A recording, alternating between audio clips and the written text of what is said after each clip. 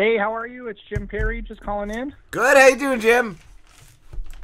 I'm good. How are you? Good, good. Jim Perry, the cop comic. Yeah, we on the air already? Yeah, we're on. We were just making fun of our co-host, so you could gotcha. make fun of him. He's nice. I'm hoping he won't make fun of me too much. I hope not. He's kind of burly and belligerent, but we're gonna keep him at bay.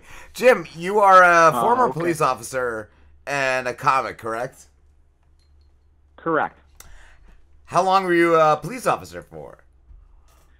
So I was a police officer in Illinois about 10 years and got injured, and then just tried to re-identify myself and recreate myself. And I've always liked comedy, so I decided to become a comedian. I started doing some mics, and it worked out. And I was doing like theater and improv and stuff before that for fun, and it was just a easy fit for me. But yeah, I mean, with the public and all the crazy stories that come up over the years, it would be just a sin to keep that to myself and not share it with the public. Can you tell us what your injury was? Yeah, I wish I had a nice, courageous story for you, but it was twofold. I got a call to an IHOP restaurant, and it was a burglary call at like 3 in the morning. And walk in, and we're looking for a burglary because the alarm went off. And I actually slipped on bacon grease. And yeah, the cop that slips on bacon grease. I haven't lived that one down yet. So yeah. You're a hero in my book because I'm not going to an IHOP at 3 a.m. in the morning. Yeah, wow. My jokes haven't stopped, and I messed up my shoulder, and then I don't know, about 2 months later, I volunteered for that taser, the taser training. So we did a training, and when they tased me, the first part of that story is I didn't get the memo that you shouldn't eat Taco Bell right before that training, and yeah, it's cheesy gordita crunch all over the floor. But I like that you were like, I will not go down as the cop that slipped on bacon grease. Tase me, motherfuckers. Tase me. That's the only way I'm going out. That's the only way I'm going out. But the gordita cheesy crunch joke, that's a shitty joke. I probably shouldn't say that one. So when they tased me, they were holding my arms, and they didn't want me to fall on my face. But what happened in all reality, jokes aside, is they didn't allow my arm to move, and it tore up my shoulder. Wow. So if you have a bad shoulder and can't jump a fence, you can't be a cop. So I had to kind of re-identify myself from that. But it's all good. I like this. It's a lot better, and it's cool. It's all good. Especially nowadays. That's a tough job, at least in my opinion. That's what I was going to say. It's a tough time to be a cop. I'm curious, though. You said if you can't jump a fence, you can't be a cop. Is that something they tell you, you have to be able to jump a fence? Because I don't care how fit you are, it's still kind of hard to jump a fence. Yeah, believe me, I've worked with quite a few that have had way too many donuts. I get that, but you're supposed to have the ability or at least some kind of effort to climb it. But I literally can't tweak my arm in that way. So yeah. I mean, I could still jerk off. I'm fine with that. That's good. That's good. Fine. But the fence is just too much. Yeah. Was it when you told the police force that? Yeah, when you've been married 25 years, you're motivated to jerk off. So that hand movement's just nice. I was going to say, when you told the police force, hey, I can still jerk off, or they just we got enough masturbators. We have enough chronic masturbators. Yeah, they got enough guys jerking off and doing Boston cream all over the place. It's all good.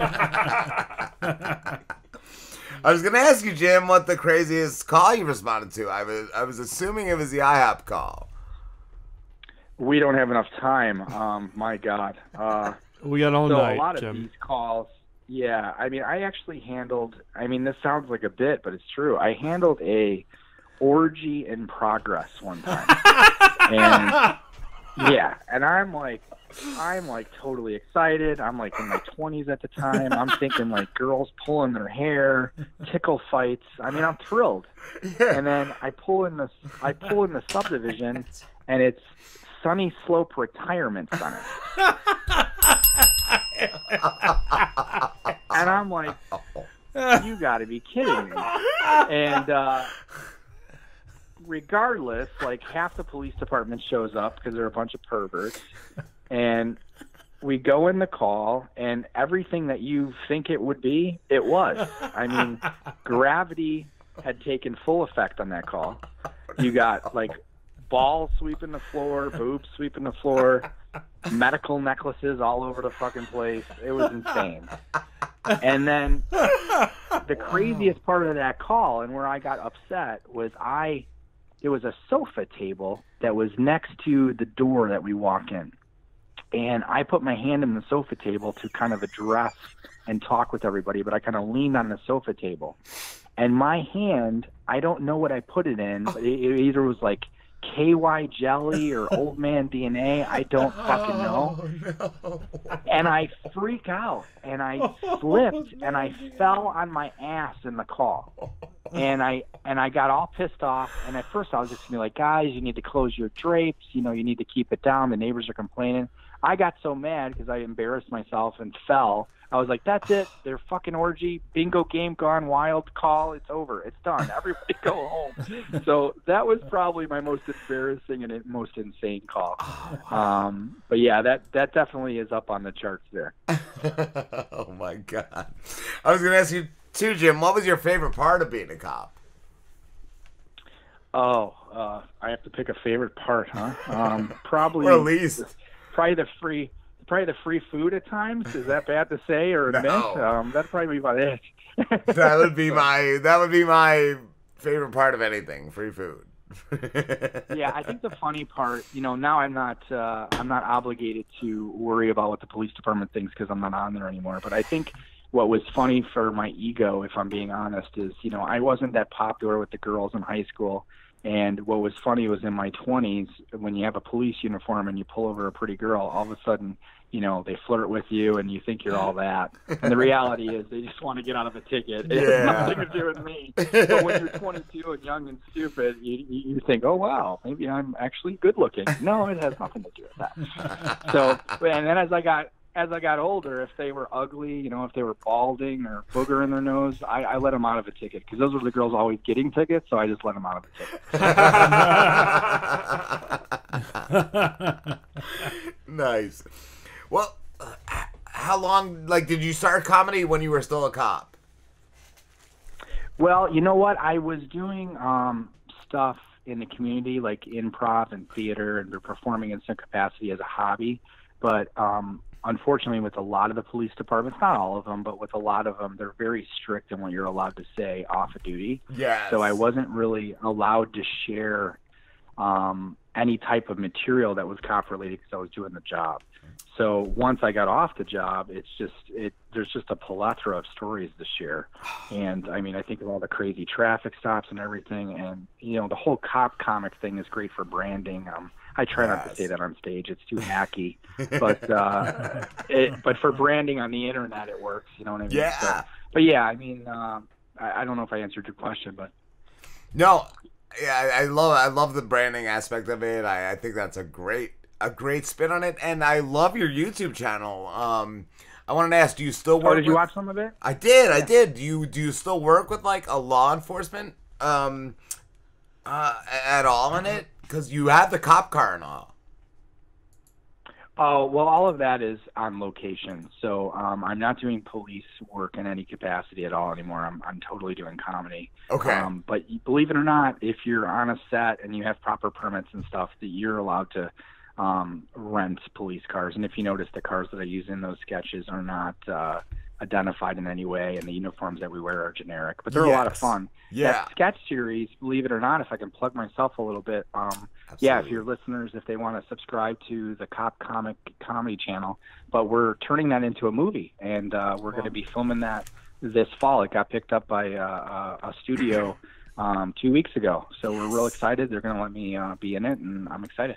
Cool, because it reminds me a lot of the old Reno 911 episodes. It's very reminiscent of just some funny cop comedy. Yeah, I'm a huge Super Troopers fan. I think it may have a little bit of a Super Troopers vibe, but nice. yeah, I mean, I like that I mean, there's other guys that are cops and comics, and a lot of their stuff is very clean, and they're funny guys. But I like the kind of the twisted part of it, and I just think it's more fun.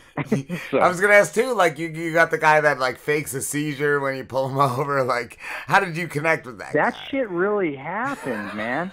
That a lot of that stuff. Yeah, so I'll tell you that story. A lot of those sketches you see, I mean, obviously they're a bit exaggerated for comedy, but they're based on real shit that happened. So we had this guy we pulled over, it seemed like all the time, and we referred to him as Larry the Shake and Baker. And every time we pulled this guy over, he'd be speeding. He'd say, yeah, I'm diabetic. I'm having a seizure. I need to speed or I'm going to pass out or whatever. And believe me, I have empathy for people that have seizure disorders, but this guy was just full of shit. So sure enough, we pull him over one day going 65 miles an hour in a 15-mile-an-hour school zone. And I'm like, listen, man, I go, you're getting a ticket today. And he's like, oh, I'm about to have a seizure. I have to get home. I go, I don't care. I said, I'll call you an ambulance, but you're getting a ticket. Yeah. So I go to walk back to my car, and sure enough, he falls out of the car. And before he falls out of the car, he stops. He looks both ways to make sure traffic is clear, and then he falls on the ground and starts seizuring. And I'm looking at the guy, and I'm like, are you fucking serious? And then he stops mid-seizure, and he looks both ways again to make sure traffic is clear, and he goes back to seizure salivating on the ground. I'm like, you gotta be kidding me. Yeah. He has a lot of control over his seizures. I hope he still called that ambulance. Right? So while he's doing his Harlem Shake, I literally write his ticket, and ironically, I had lunch at Little Caesars Pizza, and I still have that comedy mind back then. And I'm like, you know what? I'm gonna give him a fucking ticket and a Little Caesars Pizza coupon. I'm like, fuck you, your court case next month. Yeah, that's something that you really came happened, up with. man. I know it's a sketch I did, but that's based on a real guy. That's even better. That's even better when it's something like that. That's amazing, Jim. I was gonna ask you too, Jim. Our intern here, the Lamborghini, he gets pulled over a lot. He's kind of like a hoodlum. Yeah. And I want to ask you, what advice you would give him to not get pulled over so much. He's a burly like hoodlum of a fellow. He looks like an Arab, possibly. A little bit. He's a bad pothead too. You like pot? Yes, he's delved into the pot, Jim, I think. Yeah, I don't do it like into the pot all the time, you know. And I don't do it. He smokes the pot. And I don't do it while I'm driving. If I have to drive, no, he doesn't. I'm responsible. He doesn't do it while driving. Well, my first bit of advice, if it's that bad, you need to start Ubering and lifting. It sounds like. So, I pulled over a guy one time.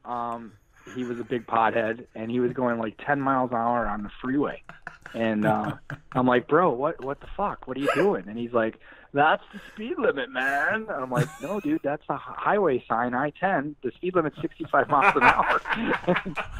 So these people are driving. So, yeah. Yes. I would encourage, do what you got to do or start lifting. But you know what? Like with Slambo over here, it's not even just when he's driving. Like when we were young and we would walk around town a lot, he would constantly get stopped by cops and they would be searching him for weapons. He got pulled over by a cop once and the cop was like, I know you have a weapon on you. Yeah, like straight up. I think it's a long beard, Jim. He's got like a long... Dude, that's when I was like a beardless boy too, man. Oh, you didn't always have the beard. I don't even know. Face. I don't even know anymore with you, Slambo. It sounds like he's getting profiled. It sounds like. Oh my god. He once actually it was like a year ago where we dropped off Rob and he was driving back and he got pulled over by these cops who swore he was on heroin because his eyes were dilated. And I'm like, dude, this guy has never done a drug in his life. I don't know what you're talking about. Yeah. Oh. Yeah, I mean, we all have to admit there's cops that are anxious to kind of pick on people. I wasn't one of those guys. I was the guy that back in the day when pot was considered so illegal, I would flush your pots or tell you to get rid of it. But there are guys that make way too big of a deal out of stuff. But we're not all bad. Yeah. Absolutely. I want to ask you too, Jim. Do you have a book you're working on? Well, I wrote a screenplay, and that screenplay is the one that's going into production this fall. Okay. We had talks about it becoming a book, but it's going to be a movie now. Cool. So I'm really hoping that goes. And then you hope after you do it that it gets distributed, and there's a whole realm of hope for that. So we'll see what happens. I'm hoping. That'd be awesome. And what performing comedy? How often do you do that? I probably do about 5 to 7 mics a week, and then I probably do 3 or 4 shows a month. And mics meaning like open mics, just to kind of work out material. Yeah. And then I try to do shows where I'm either opening up or featuring in some way 3 or 4 times a month. I just opened up for Adam Fiera in Burbank, California, like a few weeks ago. He's a really nice guy. I don't know if you guys know who that is. He was in Rescue Me, but really, really good guy. And then I met Conan O'Brien a couple weeks ago. Not I wasn't on a show or anything, but I met him, and he was really nice. That motherfucker's tall, though. My God, I felt like a midget. He's huge. Really? I've heard he's like, like 7 foot? Almost 7 feet. Yeah. Yeah, he's a really nice guy, but yeah, I mean, I try to get on stage as much as I can, and I really enjoy it. And if it turns into something that's even bigger than what it already has, that'd be really cool. Cool. And who are some of your favorite comedians?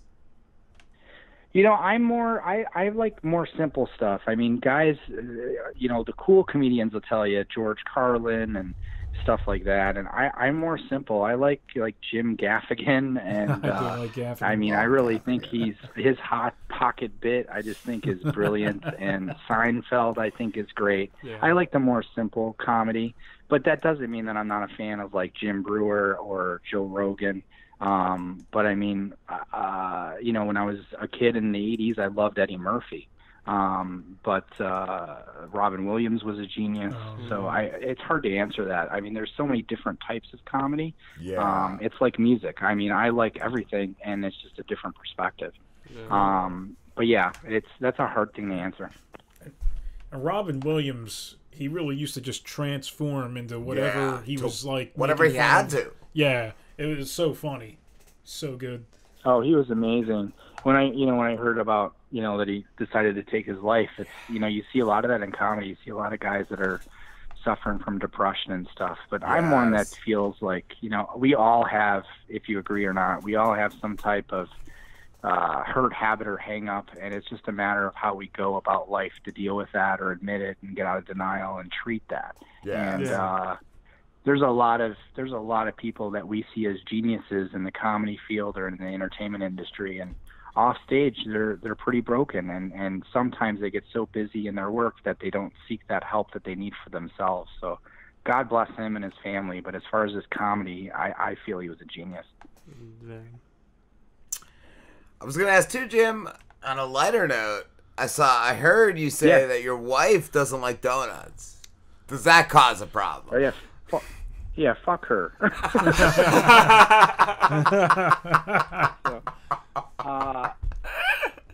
So my favorite donut, I was like, how do you marry a cop and not like donuts? And I told her one time, I timed her out on stage one time, and I said, my favorite donut's the Boston cream donut. Yeah. And then I go right after that, I go, but I know, baby, you love the Irish cream. And she was mortified. Now, she was in the audience. Yeah, now I'm masturbating more than ever. But the best game in our bedroom is solitaire. Do you still go it. back to that joke every now and then, or did you cut out of your act? What's that? The donut joke? Yeah. Do you cut that out of your act, or do you still use it every now and then? If she's in the audience, I always fuck with her. So yeah, if she's in the audience, I'm definitely That's amazing. But yeah. A lot of people think I'm full of it, but the one bit that I have that's funny is my wife's name with this home automation and stuff. My wife's real name is Alexa. So, nowadays that fucking name sucks. And then so so I wrote this joke. I wrote, I was in the bedroom with my wife. Her name's Alexa, blah, blah, blah. And I was like, Alexa, you're making me hot. And the fucking air conditioning turned on. And that was, and then the other tag on that joke is, another time I was like, Alexa, that feels good. Up and down, sweetheart. And then the neighbor calls and he's like, Jim, your garage door is opening and closing. So that's the bit. And believe it or not, I posted that online and it went viral a little bit and got me kind of noticed. But Nice. but she's pretty supportive. She's more supportive, believe it or not, of the comedy than she was the police department. She, as any wife, would be worried and stuff when I went out to work. So she likes that it's all fun and games and jokes, and she enjoys this portion of her life, I think, much more than worrying if I was going to come home at night. So, That's great. yeah, it's all good. It's all good. I was going to ask you, Jim. But she, as far as food, she's all into that organic bullshit. I'm a cheeseburger and soda guy. She likes the cow. Yeah, no. Yeah. I was going to ask Jim, as far as, like, the social climate in the country, too, as far as, like, marketing yourself or branding yourself as a cop comic, do you ever get, like, negative feedback or people coming at you for that? Well, yeah. I mean, there's a lot of people, and I get it. I mean, there's been times that I've not been thrilled with the police department. I mean, I've gotten tickets and stuff before, but I think if people look at it in an honest way, I mean, I don't care if you're delivering mail or if you're a telemarketer, there's an asshole at your workplace, no matter what. And we're not all bad. And sometimes they take that bad experience and just attach it to once they see cop. But a lot of times if they come out and they visit with me or we talk or they see my act, they know that I'm not that guy. Ironically, I would encourage you and challenge you guys to Google a name called Eddie Hicks. Eddie Hicks is the name, and he was a corrupt police officer, and I just got a federal subpoena to testify against him. So, I mean, I'm not one of the bad guys. I've testified against crooked police. Wow. And then the joke I make about the whole black and white thing, you do have the whole Black Lives Matter and the Blue Lives Matter movements that kind of fight each other. Yes. So I made a joke out of that. The joke I made was, it's impossible for me to be racist because I had one of those 23andMe tests. Results came back. I'm 99.7% Irish, 0.3% South African. And believe it or not, I get a good laugh on it. And it's just a way to connect and let them know that I'm a real person too. Yes. Yeah. Well, that's why, like, just from watching your videos and all, I could tell you're all about the comedy. You're a good guy. All around. Yeah, I appreciate that. Thank you. And then, and a lot of the people that you see in the sketches, they're all comics too. So they know my heart, and that's what matters. Yeah. So I have a very important question. You said your favorite donut is sure. Boston cream donut. Do all cops? And I had 2 of those today. That's awesome. I Dude, swear to Jesus, I did. So we already know that enjoying donuts as a cop is a stereotype. Do they all float to the Boston cream donut, or is it different? They're like, yeah. No, I don't think we're prejudiced with donuts. I don't think it matters. When I was young, I ate all kinds of donuts. As I'm getting older, I prefer more gluten-free donuts or inflatable donuts, but that's what happens as you get older. I'm with you though, Jim. I'm down with the Boston I love cream. the Boston cream. That's all I have. That's the only donut I would eat. Well, I actually like the strawberry donut with sprinkles. Jelly They're donuts. good, but what's There you go. I've never been down with the jelly I love the unless jelly it's one. Krispy Kreme. Jelly. Yeah, theirs are good. They're the only ones I like. But what's the real sweet one? It's like Bavarian cream. It's like every now and then I can do it. Every now and then I can do it. Yeah, those white cream donuts aren't good when you dribble them on your uniform shirt and you get assigned to the gay neighborhood. That's not good. That's not good. You get a lot of phone numbers, but that's about it. Yeah, jelly. People love jelly donuts. Like, jelly donuts are a once in a 5 years for me. Like, I haven't had a jelly donut in a while. It's the only donut left. I'm gonna have the jelly. I'm gonna have the jelly. That's the only time I rock out with the jelly, bro. I think the reason that that stereotype has started so long ago about cops and donuts is when you get assigned to the midnight shift at 2:00 in the morning, there's nothing fucking open but donut shops and gas stations. Yes. And I think that's where that comes from.